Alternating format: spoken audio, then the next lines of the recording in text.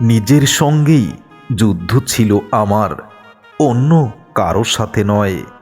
অবশেষে আমি নিজেই হারিয়ে ফেলেছি। আমার ভেতরের আমি আমাকেই ফেলে দিয়েছি একাকিত্বের মহাসাগরে।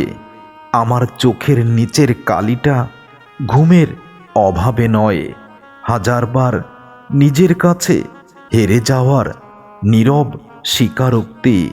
আমি নিজের দিকে তাকালেই এখন ভয় পাই, কারণ সেখানে দাঁড়িয়ে আছে এক হারিয়ে যাওয়া মানুষ, যে একসময় আমাকে ধরে রাখত। বাইরের পৃথিবীকে কখনোই আমি সামলাতে পারিনি, কারণ আমি তো আমাকেই সামলাতে পারি না।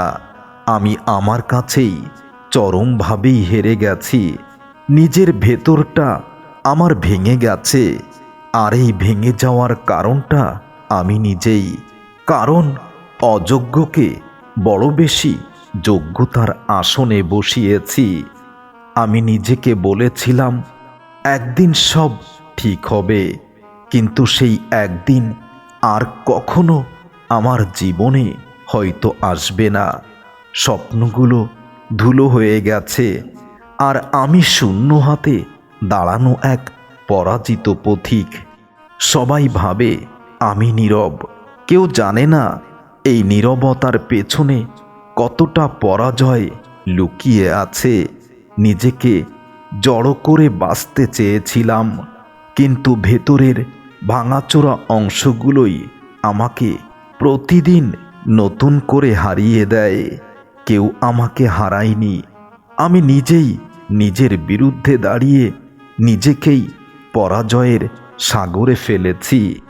নিজেকে জয় দিতে গিয়ে যেদিন প্রথমবার নিজেকেই সন্দেহ করেছি, সেদিন হেরে যাওয়ার বীজ আমি নিজেই বপন করেছি।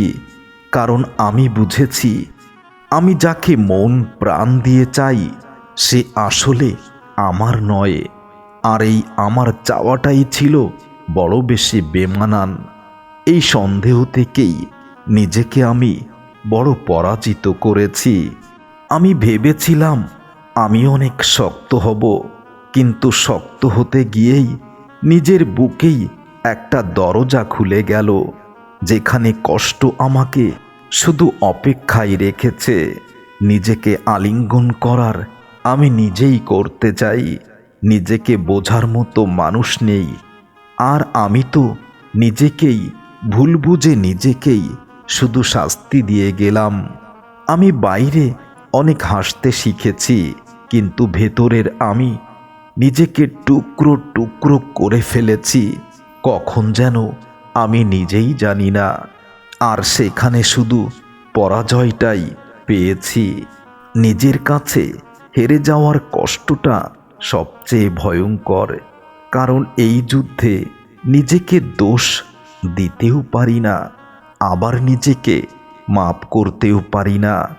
আমি যে একসময় স্বপ্ন বানাতাম, আজ সেই আমি স্বপ্নগুলোকে কবর দিতে দিতে নিজেকেই দাপন করে ফেলেছি নিজের অজান্তেই। হেরে গেছি কোনো মানুষের কাছে নয়, নিজের প্রত্যাশার কাছে, নিজের আশা ভরসা ভালোবাসার কাছে। যদি একটু জীবনে কম আশা করতাম, হয়তো এতটা পরাজয় আমাকে মানতে হতো না। নিজের সাথে হার জিতের খেলাটা সবচেয়ে দীর্ঘ হয়, সবচেয়ে নির্দয় হয়, কারণ এখানে কান্না থামাতে কেউ আসে না। এখানে পরাজয় শুধু নিজেকেই মেনে নিতে হয়। যে মানুষটা আয়নায় দাঁড়ায় তার চোখে আজ আর আলো নেই। আমি জানি সেই আমি যে নিজের স্বপ্নগুলো নিজের হাতেই হত্যা করেছি। আমি হেরে গেছি এমনভাবে যেখানে জয়ের ইচ্ছাটুকু শেষ নিঃশ্বাস ফেলার মতো ধীরে ধীরে নিভে গেছে। অনেককে হারানো যায়, কিন্তু একবার নিজের কাছে হারলে কখনো কোনো শক্তি আর জয় এনে দিতে পারে না। নিজের প্রতিটা বিশ্বাস দিন দিন ক্ষয় হয়, কিন্তু আমি খেয়াল করিনি কখন যেন আমার পৃথিবীটাই অন্ধকার ধূসর হয়ে গেছে। বিশ্বাসহীন এক আত্মায় আমি দাঁড়িয়ে আছি। আমার ভেতরে দুজন মানুষ ছিল, একজন বাঁচতে চাইতো আর একজন আমাকে টেনে গভীরের দিকে নিয়ে যেত। আমি দুর্ভাগ্যবশত ভুল দিকটাই বেছে নিয়েছিলাম। হেরে গেছি এতটাই নিঃশব্দে যে কান্নাটাও আর শব্দ করে করতে পারি না। শুধু বুকের ভিতর একটা ভারী নীরবতা সব সময় জমে থাকে। নিজের সাথে প্রতিদিন তর্ক করি, কিন্তু শেষে বুঝি আমার ভেতরের পরাজিত মানুষটাই সব কথার শেষ সিদ্ধান্ত মেনে নিয়েছে। আমি চেষ্টা করেছিলাম আবার নতুন করে শুরু করতে, কিন্তু শুরুটা আমাকে আর গ্রহণ করেনি, কারণ আমি আগেই নিজের শেষগুলো অনেকবার লিখে ফেলেছি। আমি ভেবেছিলাম ভেঙে পড়লে কেউ হয়তো পাশে এসে হাত ধরবে, কিন্তু আমি তো আমার কাছেই পরাজিত। কেউ আমার পাশে আসেনি, কেউ আমার হাত ধরেনি। নিজের কাছে হেরে যাওয়ার সবচেয়ে বড় যন্ত্রণা হলো হেরে যাওয়ার পরেও হাসতে হয়, কারণ ব্যথাটা কাউকে দেখানো যায় না, কিন্তু নিজের ভিতরে লজ্জিত হতে হয়। আমার ভেতরের শক্তিটা কবে কোনো রাতে হারিয়ে গেল আমি আজও জানি না, কিন্তু সেই প্রতিদিনই তার অনুপস্থিতি আমাকে ছায়ার মতো তাড়া করে বেড়ায়। খুব চেষ্টা করেছি নিজেকে বোঝাতে, কিন্তু আমি কিছুতেই নিজেকে সামলাতে পারিনি। আর সত্যিটা হলো, এই কথাটাই বারবার আমাকে আরও একটু একটু করে পরাজয় দিয়েছে। আমি নিজের স্বপ্নগুলো ধরতে দৌড়েছিলাম, কিন্তু শেষ মুহূর্ত পর্যন্ত বুঝলাম আর পা নয়। আমার মনটা আগেই ক্লান্ত হয়ে গেছে। নিজেকে হারিয়ে ফেললে কেউ খুঁজতে আসে না, শুধু মানুষ দৃশ্যমান হারানো জিনিসটাকেই খোঁজে।